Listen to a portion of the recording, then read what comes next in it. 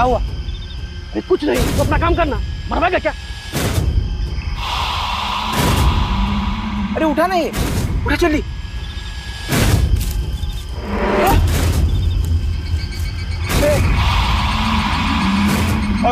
कौन है? कौन है उधर? कौन है? शेरनी!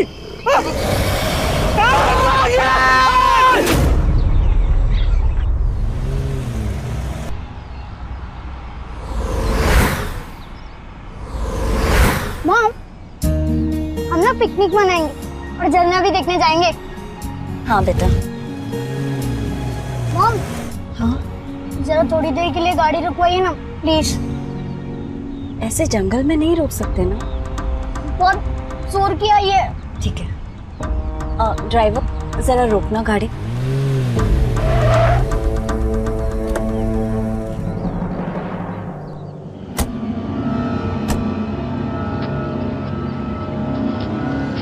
अरे मम्मी, अब कार में बैठो ना, मैं बड़ा हो गया हूँ, मुझे शर्म आती है। बेटा अकेले नहीं छोड़ सकती तुम्हें जंगल में। ओके, मैं फेस टर्न करती हूँ।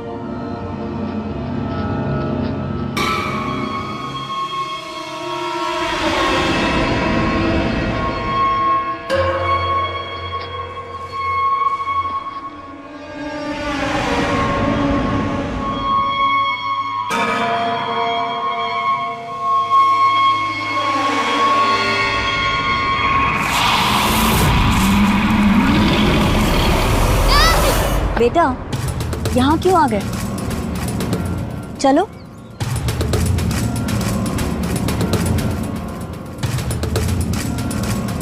चलो। तुम जानते हो ना तुम क्या कर रहे हो? हाँ सर। सर ये सब जितना सिंपल दिख रहा है ना उतना है नहीं, पर दोषी जो कोई भी हो सर, मैं उसे सजा दिलवा के जरूर रहूंगा। विनोद, तुम मेरे लिए सिर्फ एक फॉरेस्ट ऑफिसर नहीं हो, तुम मेरे बेटे जैसे हो। जानता हूँ सर। मैं जानता हूँ कि तुम जो भी करोगे सही करोगे, लेकिन ध्यान रखना यह काम बहुत ही खतरनाक है।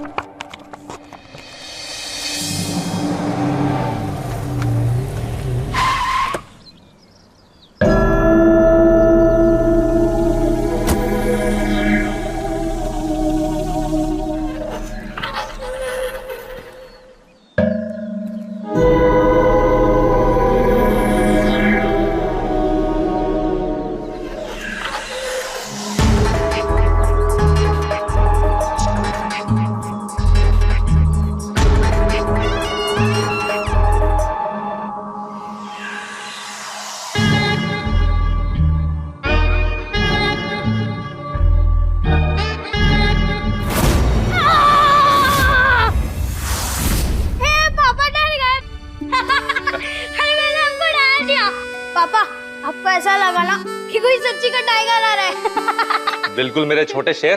तुझे क्या लगता है टाइगर आजकल सबके घर की चाबियां लेके घूम रहे हैं? नोटी। ऐसे तो मैं पापा डर गए, पापा डर गए। कुणाल, तुम टीवी देखो, मैं ऊपर कुछ काम कर रहा हूँ। ओके पापा। See you.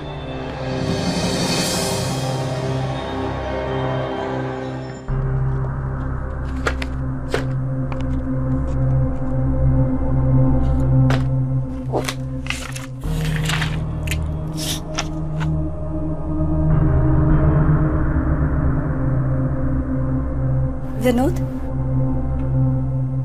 बात भी नहीं करोगे? अब कहने सुनने को बचा ही क्या है?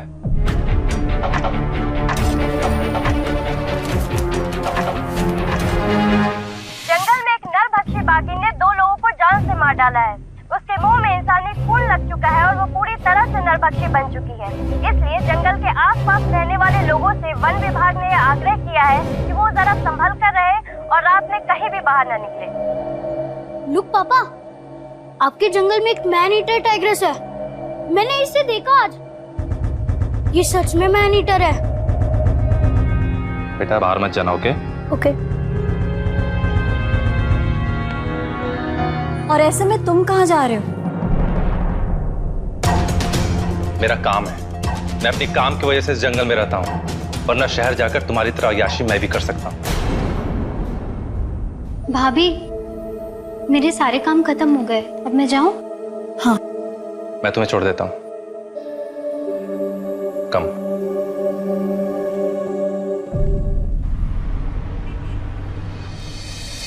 आप कैसे हैं? अल्लाह का रहम है, सिकंदर का निकाह है ना, तो बस उसी की तैयारी में लगे हैं। तेरे चाचा जान तो बड़े खुश हैं, बेटे का सेहरा जो सजा रहे हैं। तू आ रहा है ना? अम्मी मैं कहाँ आ पाऊंगा, काम से फुर्सत ही नहीं। तू और तेरा काम, तुझे कभी फुर्सत ही नहीं मिलती आने को। सर अम्मी मैं आपको बाद में। जी खुदा। क्या बात है मियाँ, क्या आफत आ गई? सर कल रात को मैंने बहुत बुरा सपना देखा सर।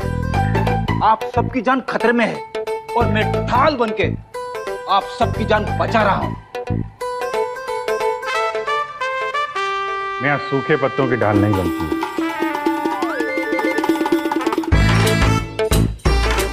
हवा आएगी तो तुम खुद उड़ जाओगे।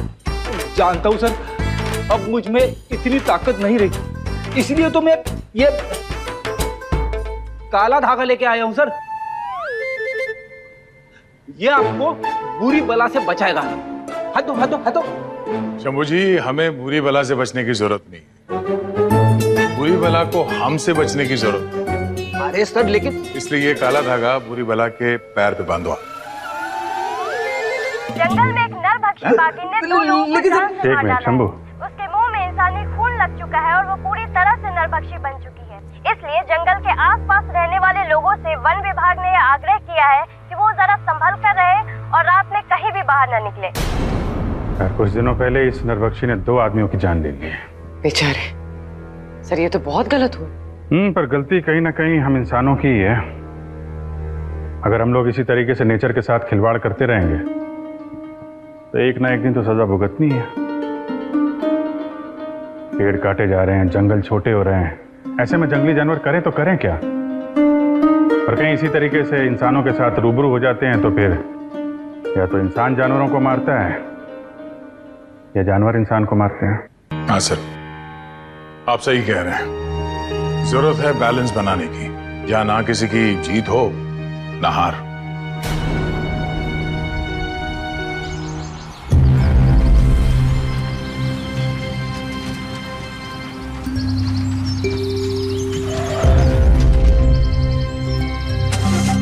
क्या हुआ?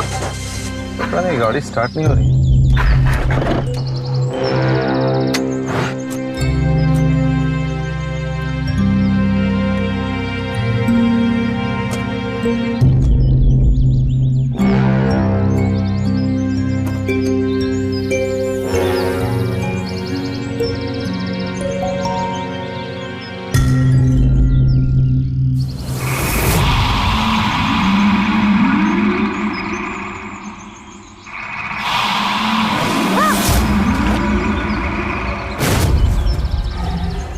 नरभक्षी, भैया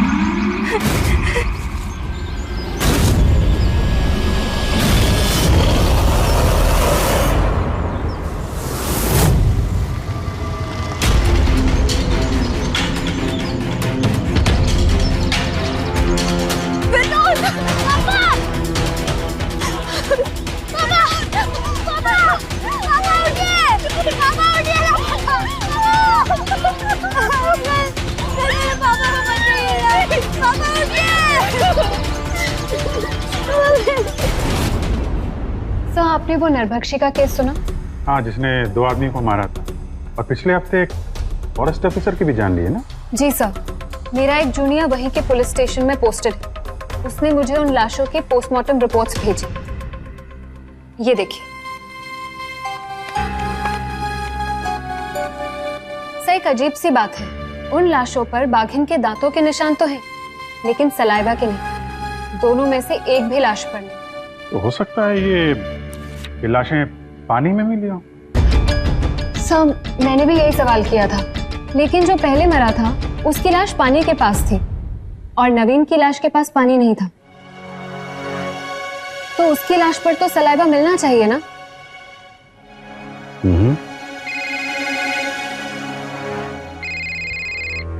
जैन सर। ठीक है सर, देखते हैं। जैन सर, आपका तीर सही निशाने पे लगा है।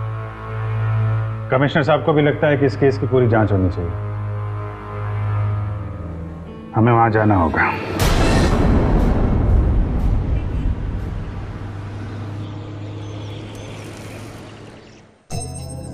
अगर आप लोगों को जरा भी शक है कि विनोद की हत्या हुई है तो मैं अपना पूरा सपोर्ट देने के लिए रेडी हूं। इनफैक्ट अगर आप चाहें तो आप लोग विनोद के ऑफिस से ही अपना काम शुरू कर सकते हैं। शुक्रिया। ये सब माजरा है क्या? एक बाघिन है जिसका नाम अवंतिका। ये उसके 2 बच्चे हैं।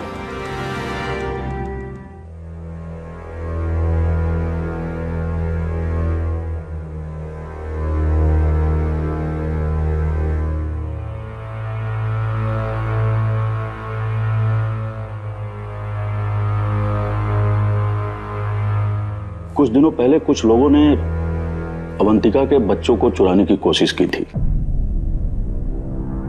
अवंतिका ने उन दोनों लोगों को मार दिया था। उनमें से एक का नाम था तुलसी और एक का गोपाल। गोपाल की लाश तो हमें बहुत ही बुरी हालत में मिली थी, लेकिन तुलसी की लाश तो हमें कभी मिली नहीं। तो आपको कैसे पता चला कि वहां 2 आदमी गए थे? हमने हाईवे वाले सीसीटीवी कैमरे से चेक किया था। वहां 2 लोग आए थे, गोपाल और तुलसी। दूसरे आदमी की चप्पल भी हमें वहां मिली। उसके बाद अवंतिका अपने बच्चे को लेकर जंगल में कहीं गुम हो गई। हमने उसे ढूंढने की बहुत कोशिश की थी, पर हम उसे ढूंढने में कामयाब नहीं हो सके। अवंतिका नरभक्षी हो गई है।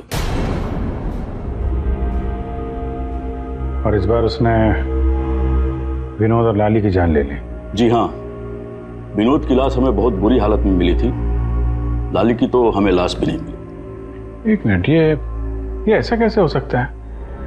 दोनों बार आपको एक की लाश मिली और दूसरे की नहीं?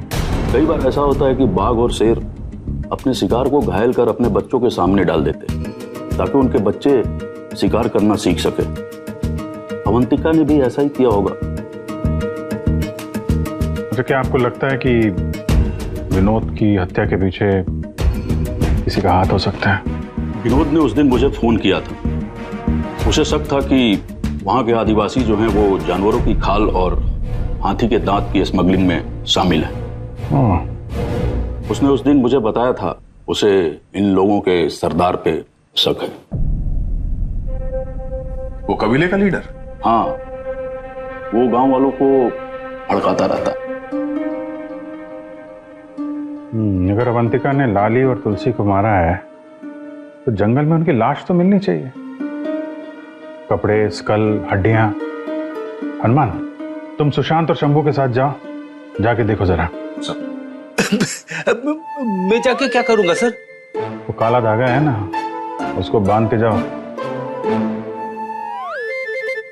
अच्छा, विनोद का परिवार? पता नहीं ये सब कैसे हो गया। हम तो उन्हें सरप्राइज देने आ रहे थे, लेकिन देखिए, हम आपका दुख बांट तो नहीं सकते, लेकिन समझ जरूर सकते हैं। हमें ऐसा लगता है कि विनोद को अवंतिका ने नहीं, उन्हें किसी इंसान ने मारा। ये मर्डर है। आपको कुछ अनयूजुअल लगा था क्या उस दिन? जी, जिस दिन विनोद की बॉडी मिली मैं घर गई।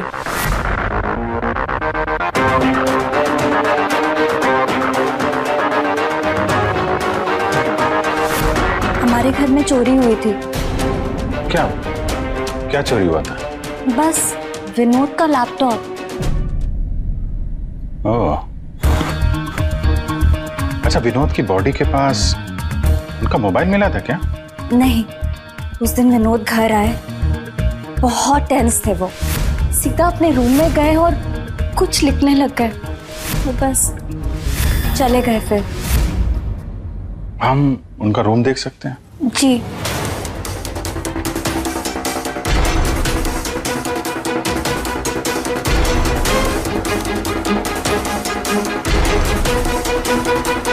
क्या लिखा हुआ है? सर, ये ऊपर इस फाइल में कुछ अजीब सा लिखा है, अजीब सी कविता। ये देखिए। जंगल का राजा, राजा की रानी, तेली का तेल, तेली कहे भाऊ, खाट में खटमल बड़े मोटे, खटमल जो काटे हम कहे आओ। ये आपके बेटे कुणाल ने लिखा है क्या? जी नहीं, शायद लाली ने लिखी हो। ये लाली बहुत क्लोज थी क्या? जी, 16 साल की बच्ची थी। उसके मामा उसकी शादी करवा रहे थे। विनोद ने उन्हें रोका, उसे एनजीओ शिफ्ट करवाया। उस बच्ची के लिए विनोद ने पूरे कबीले से दुश्मनी मोल ले ली। ऐसे? अच्छा, अभी हम चलते हैं, अगर कुछ जरूरत हुई तो हम आपसे दोबारा मिलेंगे। पापा मुझे पकड़ो, मैं आ रहा हूं। पापा भैया, पापा।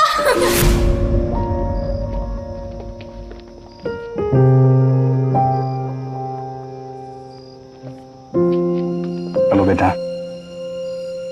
I'm sorry बेटा, अगर हम लोगों के आने से आप डिस्टर्ब हुए हो तो। अंकल, क्या सच में किसी ने मेरे पापा को किल कर दिया? बेटा अभी क्या आप लोग मेरे पापा के किलर्स को पकड़ोगे? पापा बहुत ही हैप्पी रहते थे, लेकिन वो हैप्पी नहीं गए। मम्मा और पापा में बहुत टेंशन थी। मुझे लग रहा था कि सब पहले की तरह हैप्पी हो जाएंगे, लेकिन अब पापा कभी वापस नहीं आएंगे।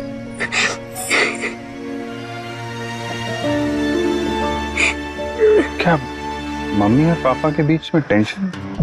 कैसी टेंशन थी बेटा? पता नहीं।